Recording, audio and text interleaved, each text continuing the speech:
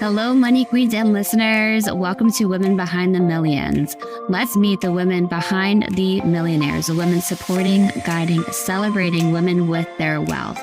You will hear from women millionaires, how they got there, what they wish they had known, what got them to be a millionaire, the emotional side, the spiritual side, the practical side of wealth. You'll also get to meet the women behind the scenes helping make it happen. Let's dive into Women Behind the Millions. I am Jessica Weaver, your host, best-selling author of 3 books, wealth advisor, and founder of the Women's Wealth Boutique. Let's start meeting the women.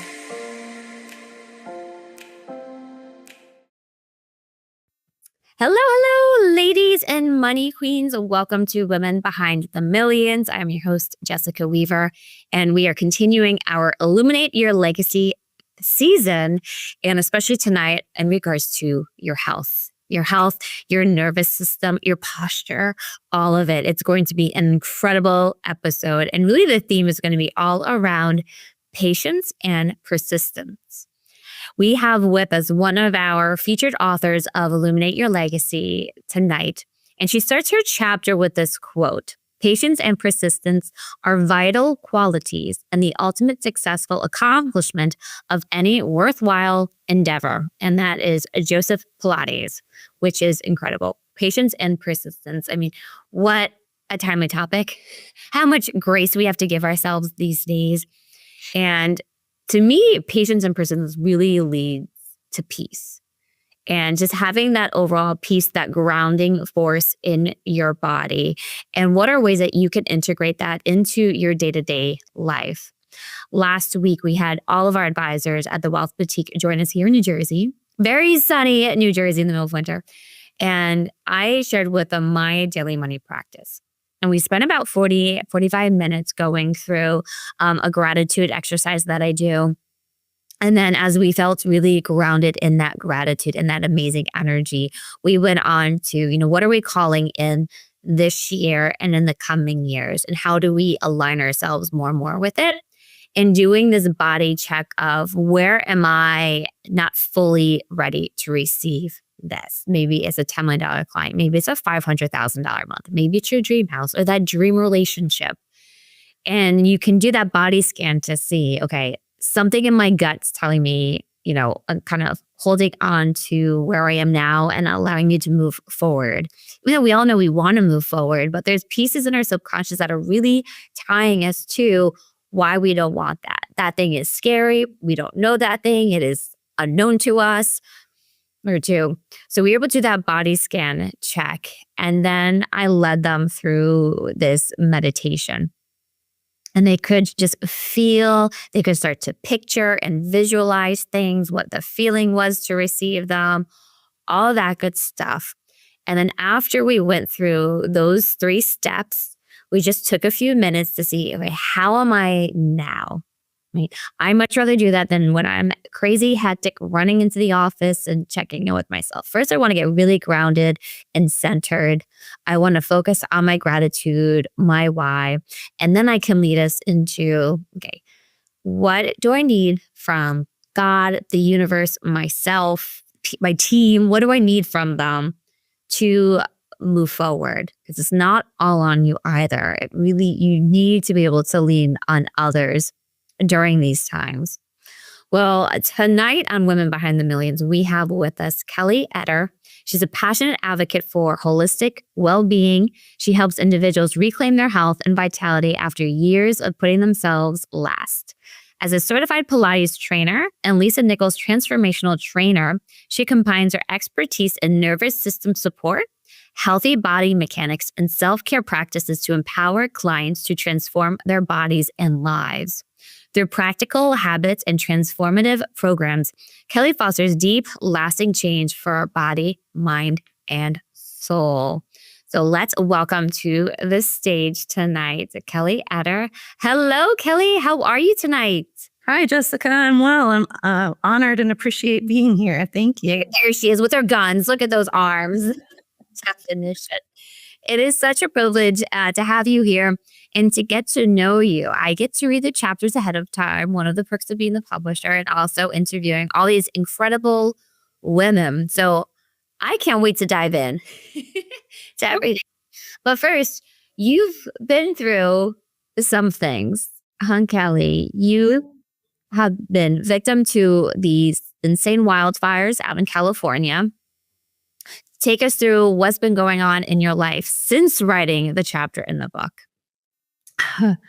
It's been very surreal since writing the chapter, and it's fascinating to me too that my focus in the chapter is the patience and persistence, and that's what I'm needing to call on now because I lived my home and my Pilates studio was behind my home. The previous owners had turned the 2-car garage into a music studio of sorts.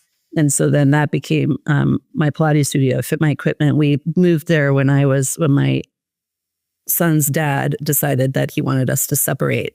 And it worked out really well because there were French doors, there was a lot of glass, so I could see what was going on kind of in the house when I was out with clients. And my little 7-year-old thought he was, BMOC because he could have the house to himself for a little bit. But so January 6th, Monday evening, there were just unbelievable winds. I could actually hear howling in the house, under the doors and between the windows, etc. And when we got up in the morning, I had a lovely bougainvillea bush that kind of was an archway over the entrance to the gate that went back to my studio. So people would come towards my front door and then turn and follow a deck back to my studio. And that was ripped off the roof and off the fence and lying in the pathway. So we were checking in with clients and many of them didn't want to drive in that wind. So fortunately, with lockdown, we'd already played with Zoom. We pivoted then. So I pivoted again. But then Tuesday, we had been warned that Edison might turn off the power intermittently because of the intense wind. But for some reason, our power didn't go off. I would get notices on my phone that said evacuation warning, check Genesis app. And so then I got on the laptop and checked the app and put in my address, and it showed that the zone I was in was normal. The next zone east was normal, but then 2 zones east had the evacuation warning. This went on for a couple of hours, actually. And then finally, our power went out. We gathered candles. Our power went out at 9:38 p.m. And I was able to then see out the front window just this red smoke, it was intense, and it was very obviously very close. So we just grabbed what we could and left. And the next morning, fortunately, it was still, we could smell the smoke in the hotel room, even though we went about, 10 miles, 15 miles away. And the next morning, my husband's good friend, who is a retired deputy fire chief, actually said, you guys have to get out of that bad air, and invited us down to his home. And then I still just kind of thought we were leaving for a day or two and we'd be back. It just didn't sink in that anything other than that could happen. But then late morning the next day, a girlfriend texted saying, I am driving around the area. A friend wanted me to check on her home. I think I'm near your home. What's your address? So I texted her my address, and about 15 minutes later, she texted pictures, and all that was left standing was the fireplace. And I could tell she had the right home because we have, it's still there, a tree in front that has a very just unusual, like almost a right angle branch and then up. So it, I knew it wasn't a mistake that that's where she was, that my home and my Pilates studio was decimated. So yeah, it's been intense. That's a lot. Yeah. It's a lot. You start, that initial, and then you start thinking of all the different pieces of your life that were in that house, the memories and the pictures and the heirlooms, and so much. Exactly. Interesting that you mentioned the heirlooms too, because that's the one thing I tried to take, but I don't think about prepping for fire, think about prepping for earthquakes here. So I had a antique, I used to, as a little girl, I had an antique China doll collection, and I had, getting older, I'd let all of them go, but one that was an heirloom. It was my great grandmother's, I believe. And the ones with blonde hair are very rare. And it was in the case for a clock. Mm-hmm. And it was mounted on the wall. And I tried to get it off the wall, and I couldn't get it off the wall because we, of course, mounted it in case of earthquake. So had to leave that. All my son's artwork that was all over my home. Yeah. Oh, I'm so sorry. Thank you. It's a lot. And you mentioned before even we jumped on here that, you're thinking of your clients and seeing, how can you get your clients together?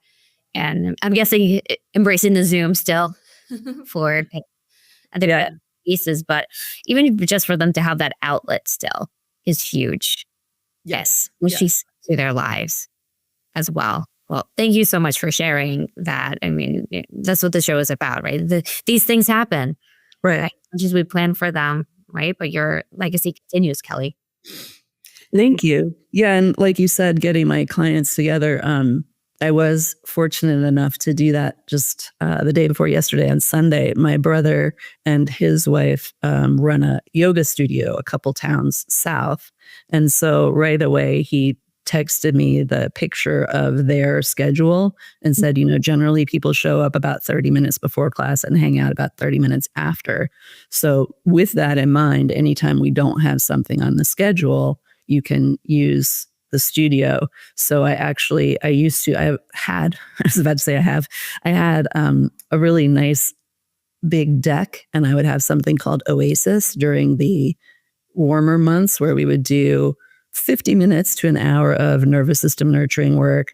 And then I have two ladies that do a sound bath for me. And then we would have kind of fellowship time, bubbly and snackies and stuff.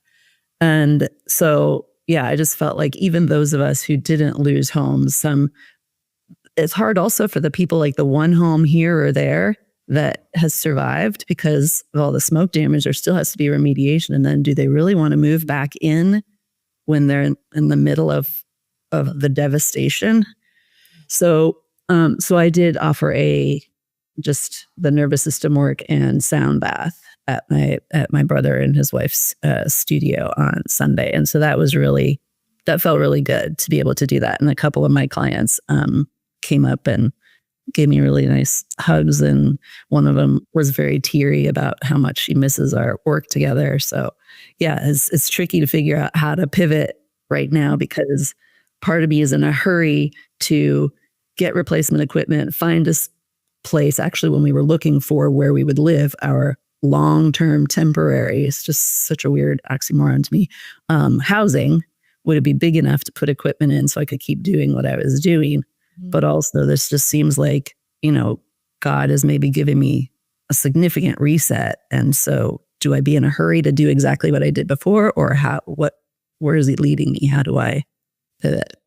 Yeah, it's beautiful balance of that patience and the persistence, right? Still showing up for them, but giving yourself patience to figure out exactly what that looks like in the future too, as well. Well, you talked about in your chapter, Kelly, that daily nervous system practice. And I would love for you to take us through and give us a glimpse of what that looks like and how we can start incorporating that, because we all need it, right? Our nervous systems are in constant shock mode, on high alert. Anybody can scare the bejesus out of me. Right. Day-to-day stress we deal with. So take us through a little bit of what you do, Kelly. Sure. Kind and generous. So I will take my glasses off. So our vagus nerve, actually, let me give just a little intro. Our vagus nerve runs from the base of our brain. So our occiput is this little kind of dimple where our skull joins our spine. And it comes in two branches in front of the bones of our neck, in front of our neck vertebra, but behind our vocal cords. So that's part of why I'm going to ask you to make some sounds on some of what we do. And then it branches out to pretty much all our major organ systems. And those are the things that, when we are stressed with that fight, flight, or freeze, and everything starts to, I call it getting revved up. Why? And that's the sympathetic nervous system. Okay. Why the vagus nerve acts kind of like the brakes in our car to help calm that. So that's why these exercises can help calm one right away. Also, doing it on a consistent basis helps us, just like exercising, just like vocalizing, anything that you do as a maintenance will help support you through your daily life. So let's do a before snapshot. And if people are comfortable closing their eyes, why go for it? And just check in with your body. I loved what you talked about in your intro about leading people through a check-in, leading them through gratitudes. I do gratitudes every morning as well. So on a scale of 0 to 10, with 0 being no agitation, stress, tension, concerns in your body and mind, to 10 being that tiger is chasing you now, bearing down on you. Why? Choose a number that best represents where you are now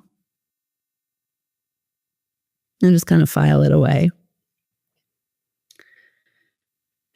And then go ahead and open your eyes and rub your hands together to create a little bit of heat. Excuse me. And then we're going to place heels of our hands on the underneath opening for our eyes and let our fingers wrap over our eyes till our fingertips are kind of at our hairline, sniffing in through our nose. And then blowing out through your mouth, let your head fall heavy in your hands and your spine start to round forward, only as far as feels comfortable for you. So your elbows might rest on your ribs. They might rest on the table. They might come all the way down to your thighs or knees. There's no right or wrong. And this is kind of symbolically a head bowing to heart. And our brain can't ignore questions. So ask yourself, what can I lay down right now? What decision am I trying to make? What loved one am I worried about? What fears, doubts, concerns, worries, etc. can I just let pour out the top of my head and puddle on the floor, the desk, wherever I am? Noticing how safe you are, supported by what you're sitting on.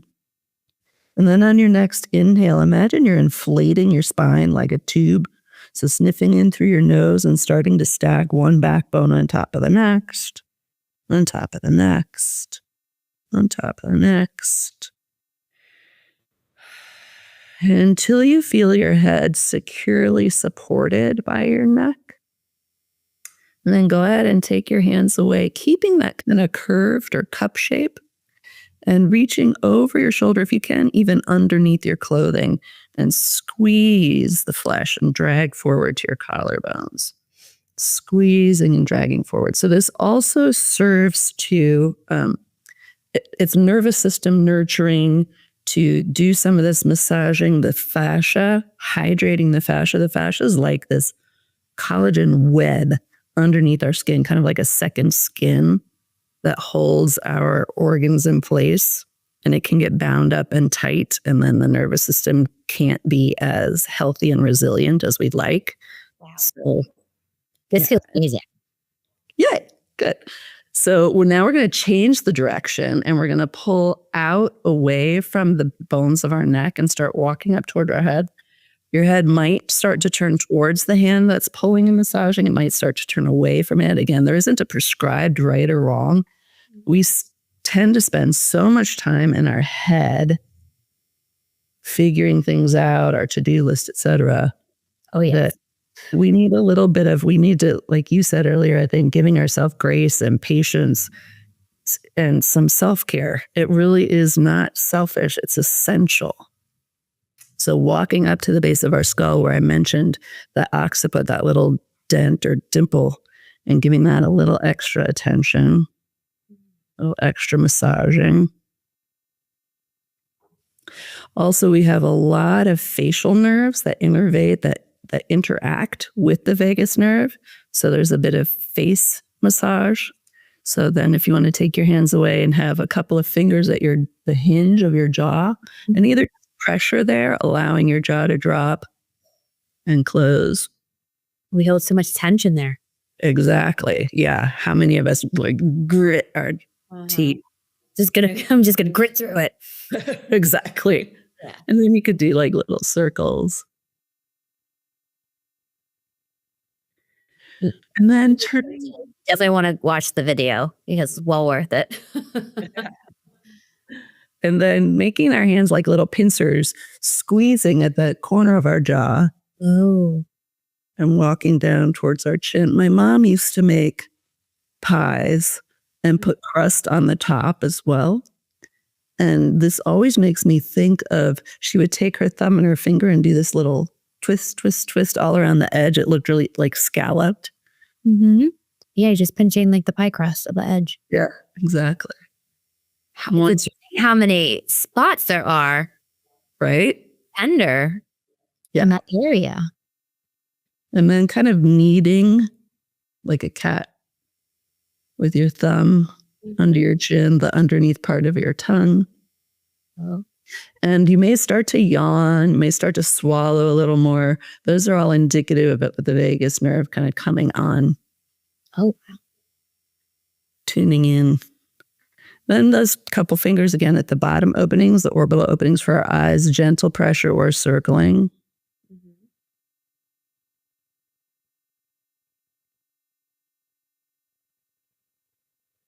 Wow.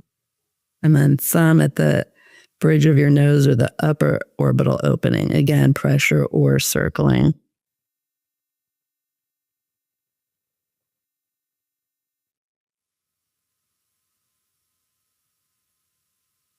This feels nice. I just swam in the pool, so it's like all the goggle spots. No mistakes. God's timing. And then little finger taps like raindrops falling on face and head. Ooh, that's nice. Which we very rarely have here in SoCal. Or And then the next one's called mouth washing. So we take some air into our mouth and shush it up under our top lip, down under our bottom lip, into our cheeks.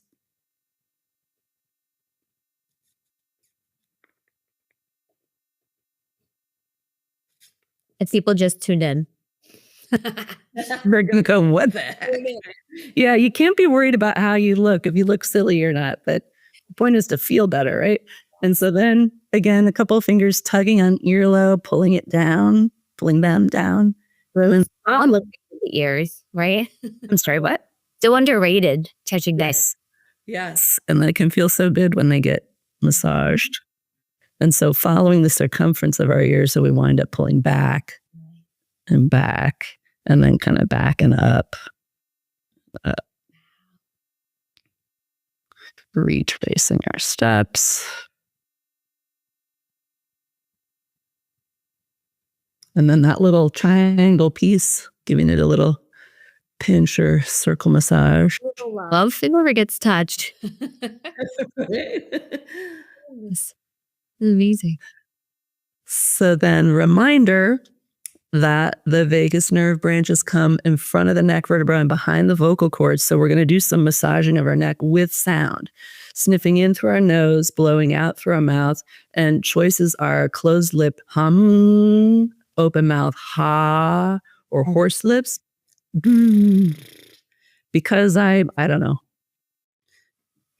I tend to like to do 2 of each one, but that is not prescribed. Like people do whatever, do whatever you want. Okay. Everybody. So looking over one shoulder, that same arm, take that hand to the opposite side of your neck. So our fingers and our face are going to be like 2 ships passing in the night. So we're going to sniff in there. And then as you sound breath, starting to pull your fingers across your neck and turn your head to where your hand just came from. Exactly, Jessica. Then let that arm go. Leave your head there. Just switch hands. Sniffing in through our nose. And then blowing out through our mouth as we come across again.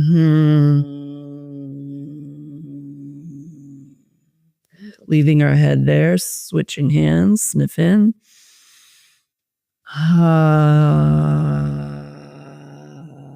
As we pull across. Leave our head there. Switch hands. As we pull across, once more each way, sniffing in.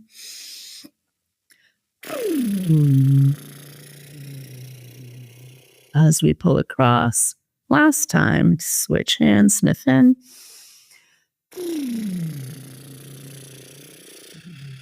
Pulling across. 2 last things.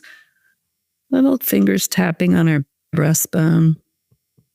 I tend to like a waltz rhythm, a 1, 2, 3, 1, 2, 3. Good. And then one hand on our chest, one hand on our belly. Eyes can be open or closed, sniffing in. And some sort of sigh or ha, or releasing the breath. Twice more, sniffing in.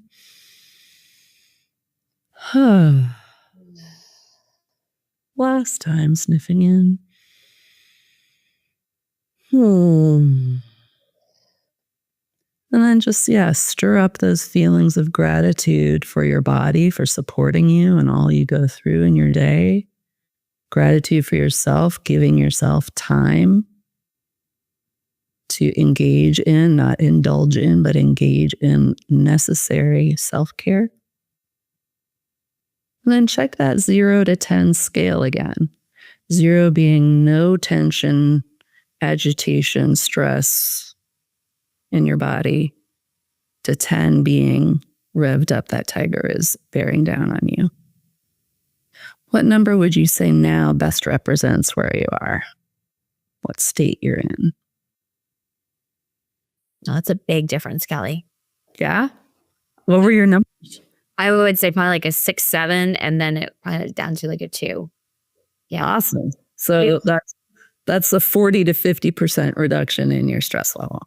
And I don't know, I didn't pay attention to how many minutes, 8 minutes maybe. Yeah, that was huge. I've never been so relaxed on the show. I do that every time. Now, you said multiple times, Kelly, self-care is essential. Has it always been like that in your life? Or did you come to a moment when it really became present? What a cool question. It was not always like that in my life. I used to drive myself, pound myself into the ground. Yeah. I think it really became apparent when with the unwanted separation from my son's dad. Okay. And unfortunately, I fell into quite a pit.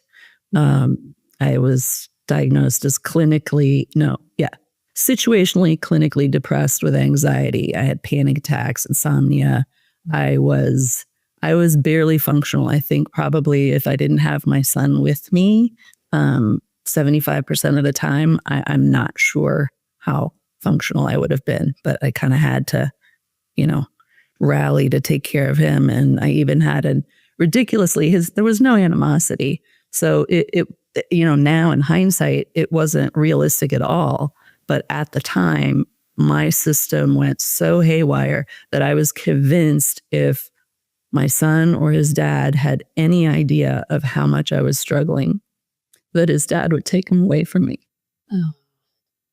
I don't even remember what triggered it, but there was a time where his dad and I were supposed to communicate and it didn't work. And my brain went to, he's at the lawyers. He's drawing something up to say that she's not a fit mother.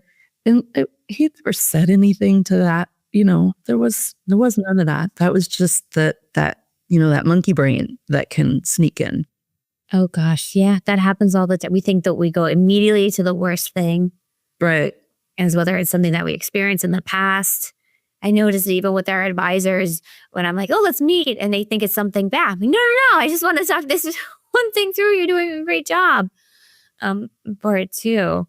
Well, I'm grateful that you did make self-care essential and that you're showing women how essential it is. And that small little practice, we think self-care is going to take up our whole day. No, it's just prioritizing and carving out, getting up 5 minutes earlier just to do those simple little things. I feel completely different than I did going into this. So I'm grateful that you scheduled this at the time I needed and I can't wait to start integrating it into my daily practice as well, Kelly.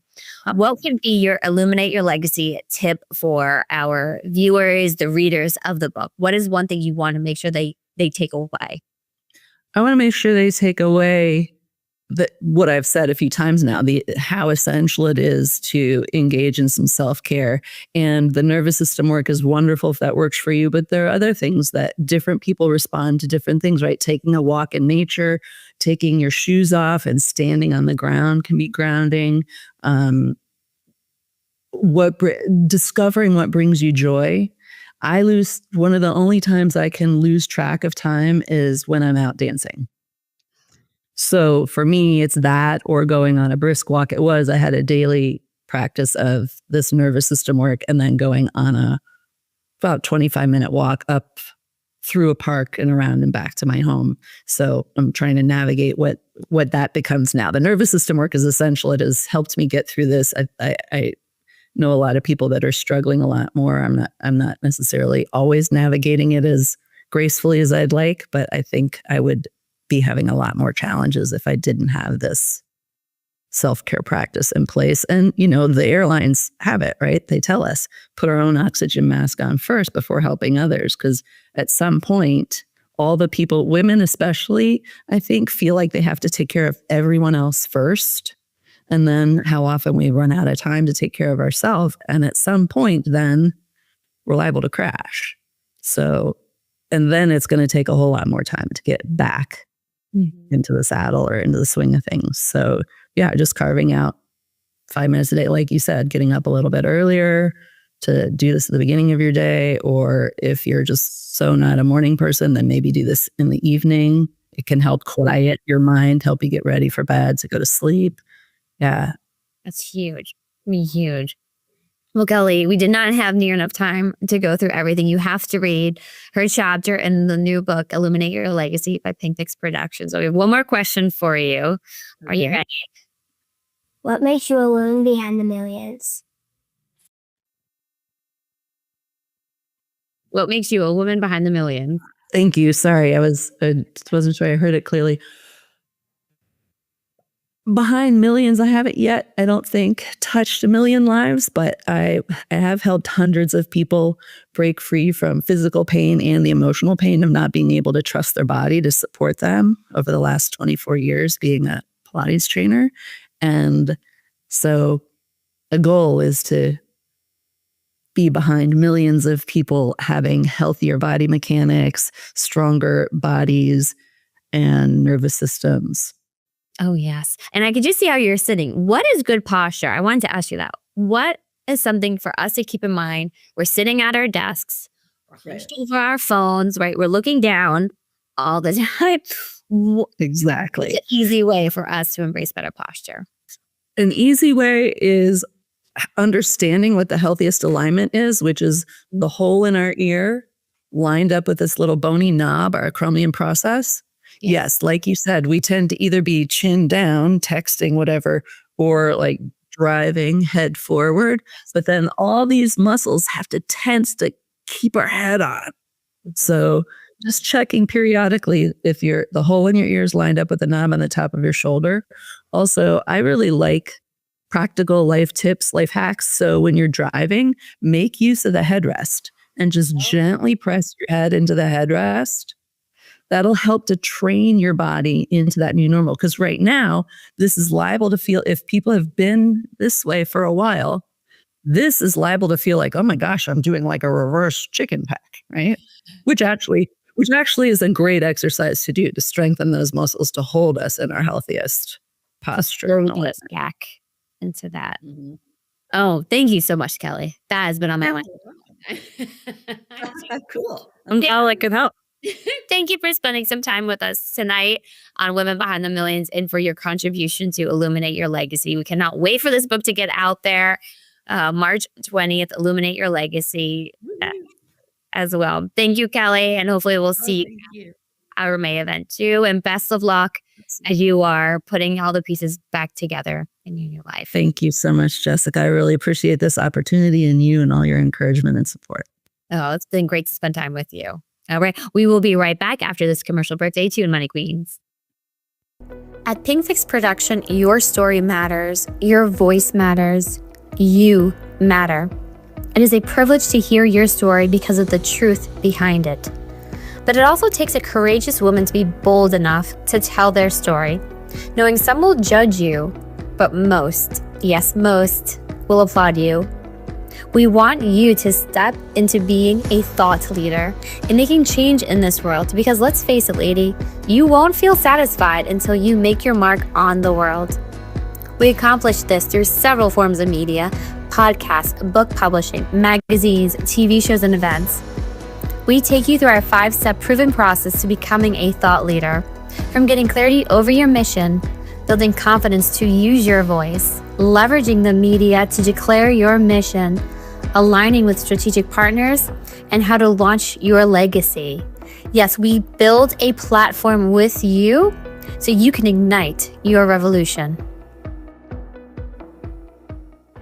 Hello. Welcome to Women Behind the Millions. I am your host, Jessica Weaver. And tonight is all about what we don't want to think about, long-term care. Let's be honest. When you think about retirement, nowhere in that daydream of being on yachts and cruises and traveling everywhere, never in that daydream are you thinking about being in a nursing home, playing bingo all day long. I remember going to visit my grandmother. She was in a nursing home for several years. She had Alzheimer's by the end.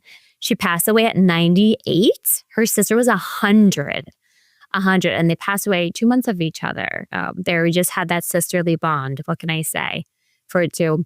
And I remember sitting with her and all of her friends, right there gossiping. And this one woman comes over and she looks at this gentleman, John, and goes, "I heard a rumor about you, John." And he goes, "Really? What did you hear, Doris?" And she goes, "I heard that you died." And I was in complete shock. But I guess that's what happened. That's the gossip that happens in these places for it too. Now, I've always been very passionate about long-term care, especially for women. We tend to make up the majority of nursing homes, right? And why is that? When we're living longer, we tend to be the caretaker, and then there's nobody left to take care of us. So who's there to take care of the caretaker? I remember my other grandmother on my mom's side. We got this horrible phone call. I was in high school still. It was a Friday night. We got a phone call that my grandmother was found unresponsive on her kitchen floor.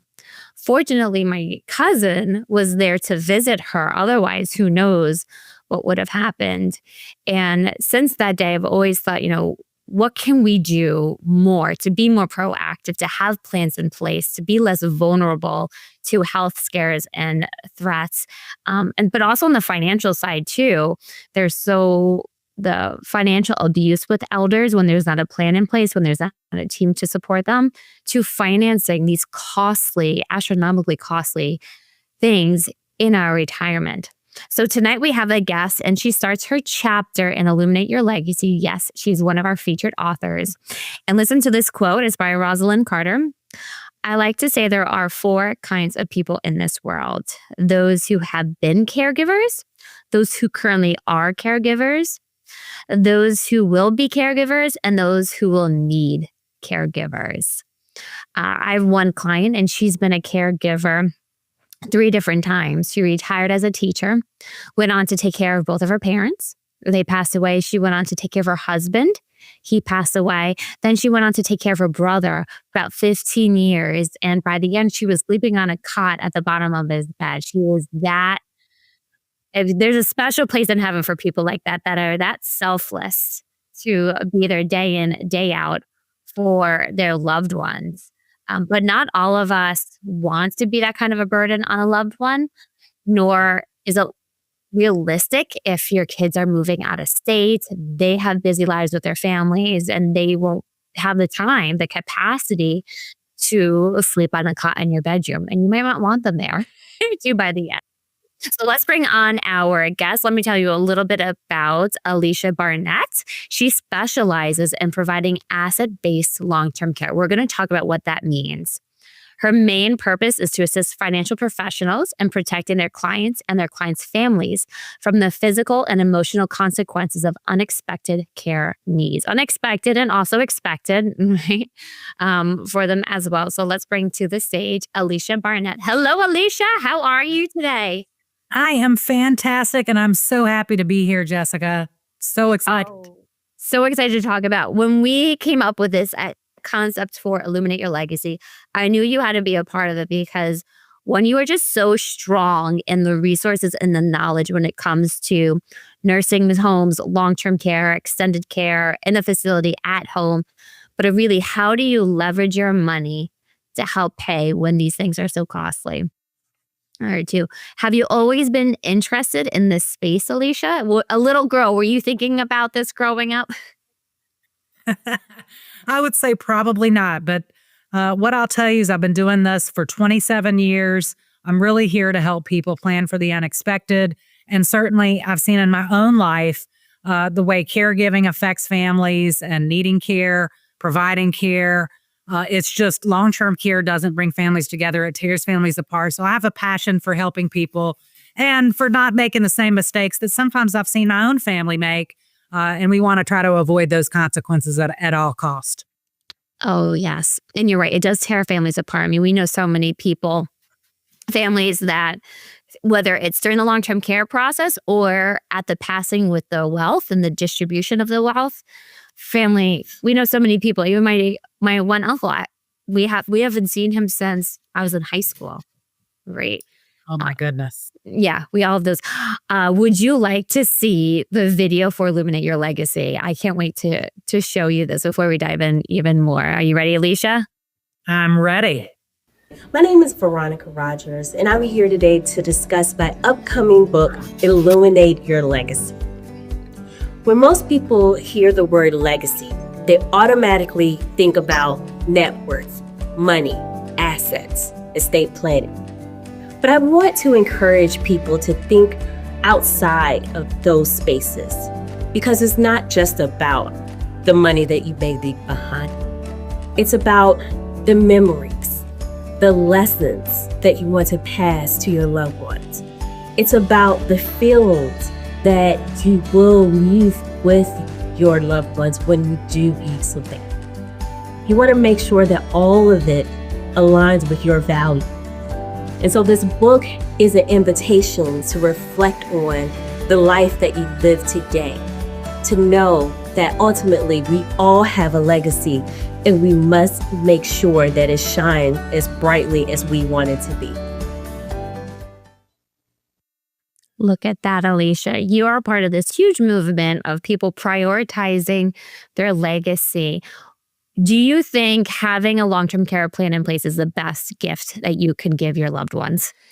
Absolutely, 100%. It's really about family first. Long-term care is not about finances. Don't get me wrong.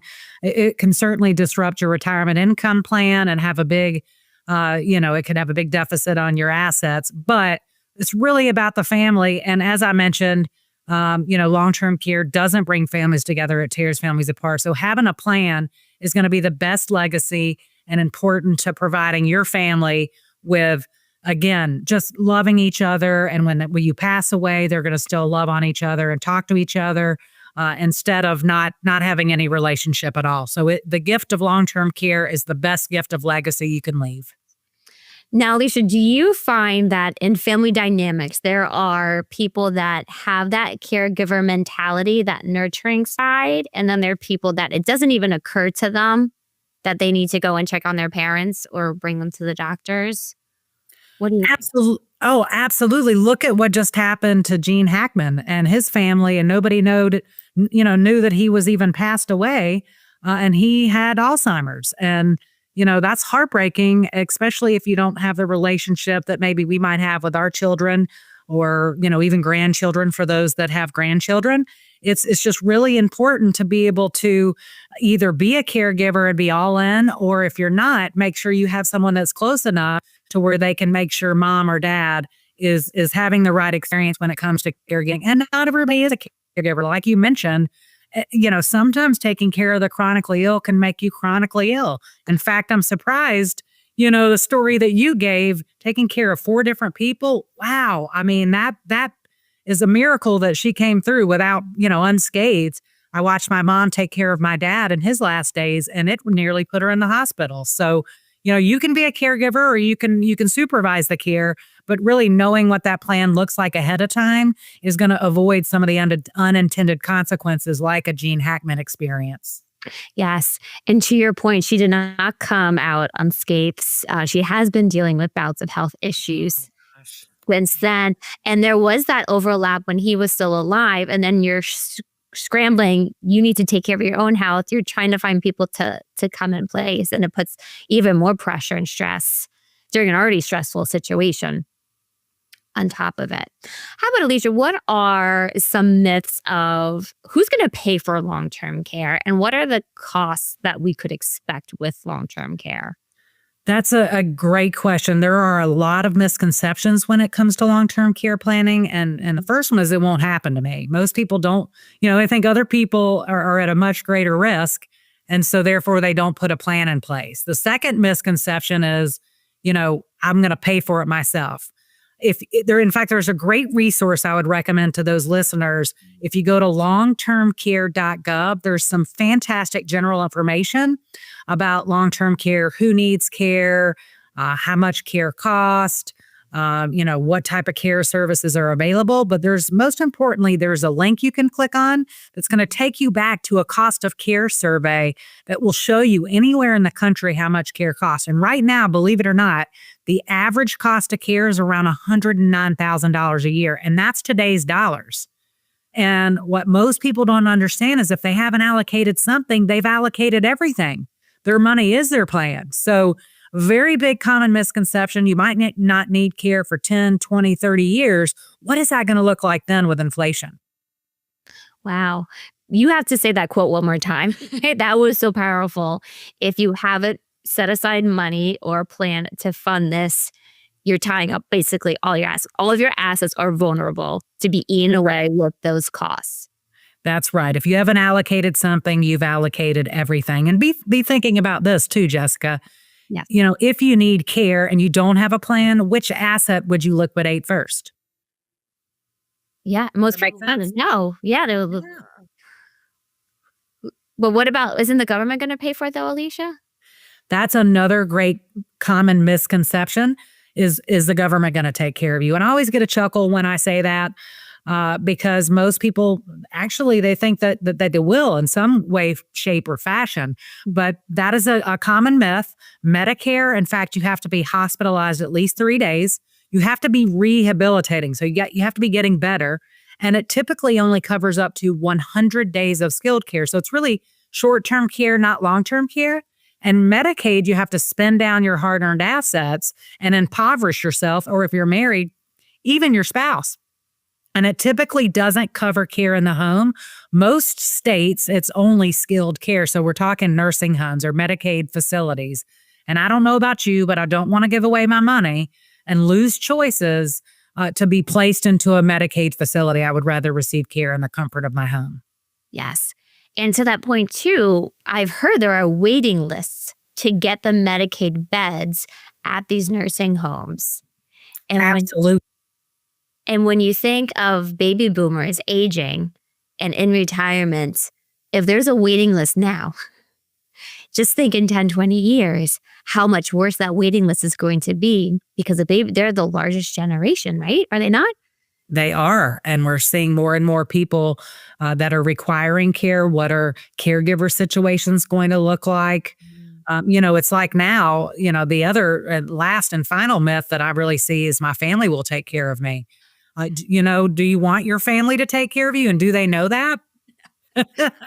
I don't want them changing my diaper. Oh my goodness. So I'll give you a great example. In my family, we're spread out all over the place. I'm the oldest daughter in closest proximity. My mom's 81. She's been twice widowed. I have an older brother 10 minutes away. I have a sister who's about 4 hours away and a brother who's 4.5. And I'm an hour and 15 minutes one way. She got sick during COVID and I had to go down every day for 2 weeks to make sure she was okay, to take her medicine, take care of her, take her food, make sure just to lay eyes on her that she was okay. And, ask me how many times Jessica, my brother, who was 10 minutes away, went to go see mom. Zero. Yeah. Zero. No, I love my brother. He loves our mom. He's simply not a caregiver. And to top it off, he's taking care of his mother-in-law who lives with him. So in his defense, there are some reasons behind that, but he's really the fixer-upper. He's going to come over and do the heavy lifting and fix things and things like that. So what's that going to look like when mom actually needs care one day? Again, as I mentioned, long-term care doesn't bring families together. It tears families apart. And what stage of life will I be in? I have 17-year-old twin boys.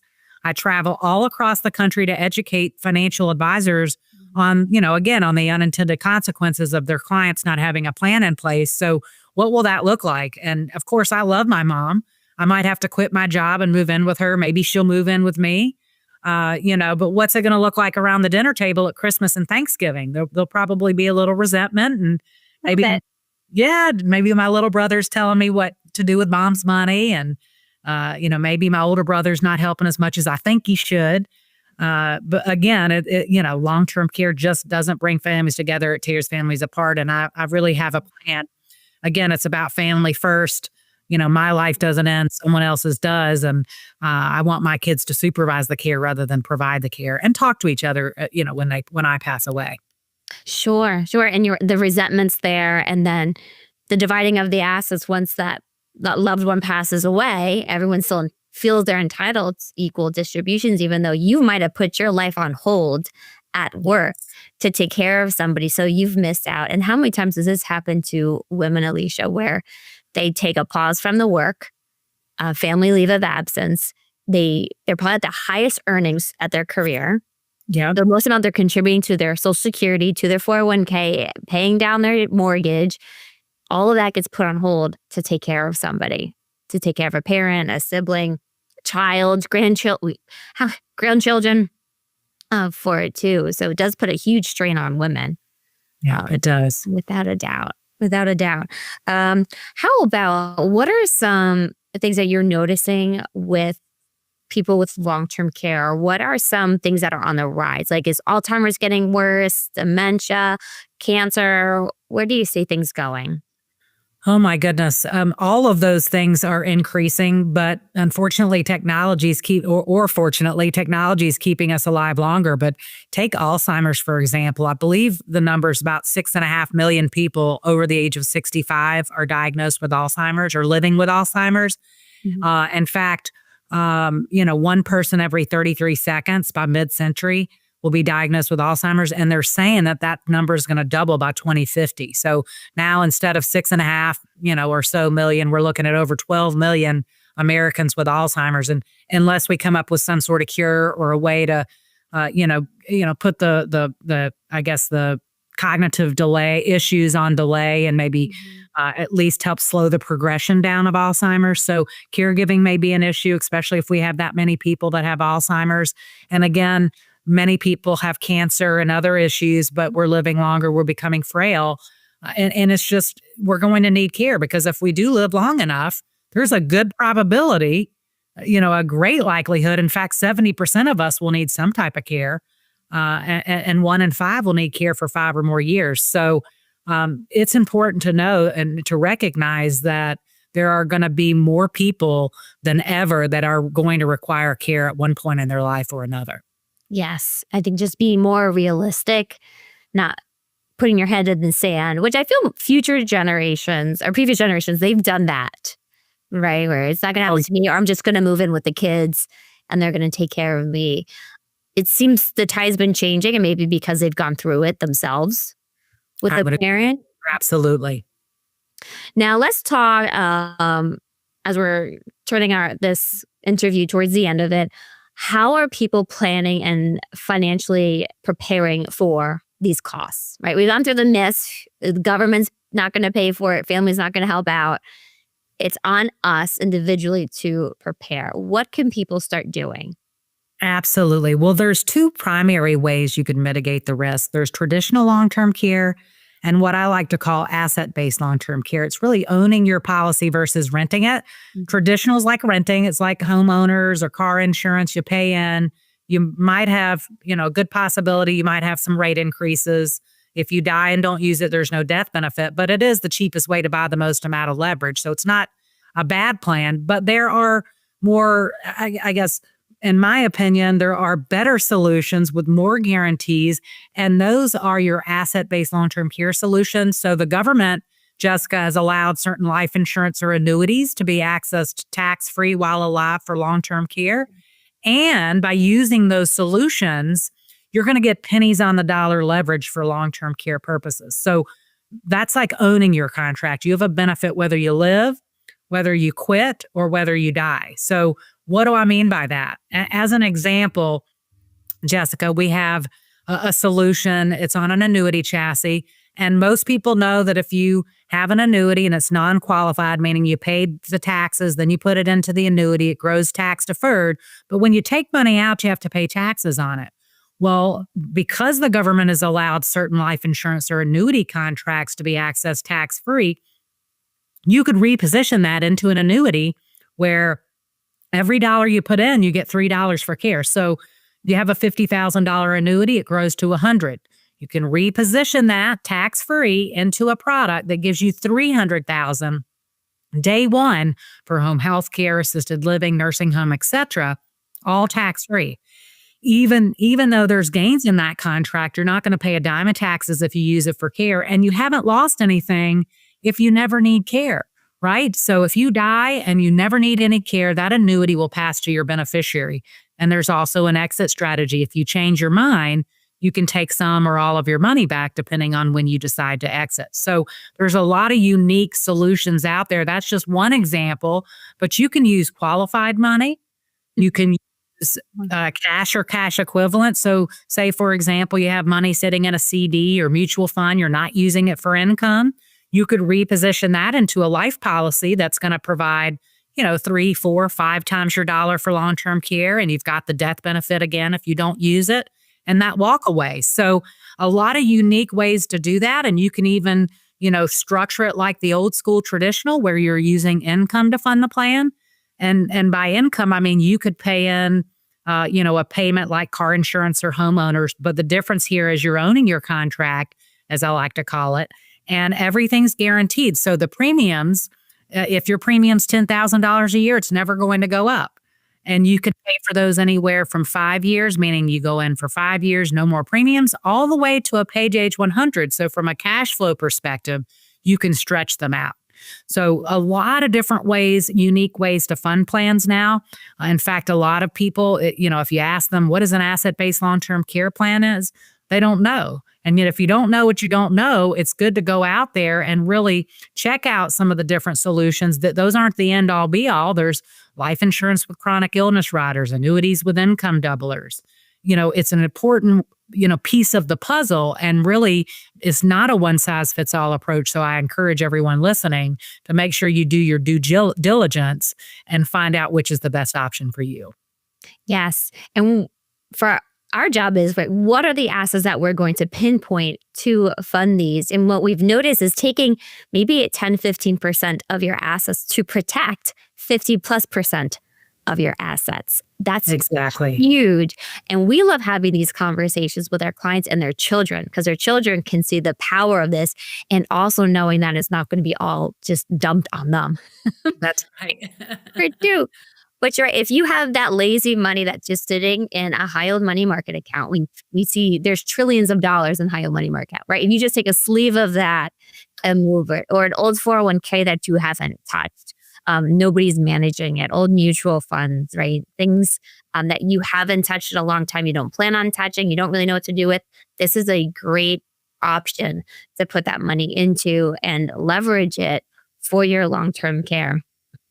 It's incredible. Also included in Illuminate Your Legacy, we have another amazing author, Lily, who created this innovative technology, Water Lily. So we're going to have her on the show next to see how can we accurately predict what long-term care could look like for each person, if you're a couple or individually, and breaking it down into phases. It is been huge. And then we work with your team, Alicia, to put together the solutions to fill that gap. Absolutely. It's phenomenal software. It's really, I've never seen anything like it. And what I love about it, and I think y'all will hear more as you mentioned, I love that it helps you walk down what it might look like if you needed care. Not only, is it going to predict if and when and what the, likelihood and how much it costs, but really it helps you walk down what that plan might look like, which, is one thing I'd like to add before we finish. Is even if you don't put a plan in place, an insurance plan or solution, you need to have a written plan of care, because there's nothing worse than having to reactively deal with a care plan when you don't have a written plan of care. Knowing, for example, Who do you want to take care of you? Where do you want to receive your care? How am I going to pay for it? Which asset are we going to liquidate first? So even if you don't go down the avenue of the insurance solution, make sure you talk with your family. You let them know exactly what that plan is going to look like, so that there's no questions when that time comes. So it's important to investigate every avenue. Oh, yeah. Document it, express the wishes, have family meetings. Like I said, we love having the children involved in these meetings too. It's huge for them to know what's happening, that there is a plan in place, and that they know who to contact for it as well. Well, Alicia, we have one more question for you as we round up our show. What makes you alone behind the millions? That is such a great question. I think that I guess passion for helping people and serving other people, and again helping them avoid the unintended consequences of a long-term care experience is really what makes me a woman behind the millions, because I'm really here to help people. I have a passion for long-term care planning, and I've seen what it does to destroy people. So, I'm here to make sure I educate people so that they know that there are actually options that are available, and just to plan ahead. Yes, exactly. And you're protecting millions. I mean, that's the goal, is we're protecting millions for that next generation, because what we've heard is I don't want that next generation to start from scratch.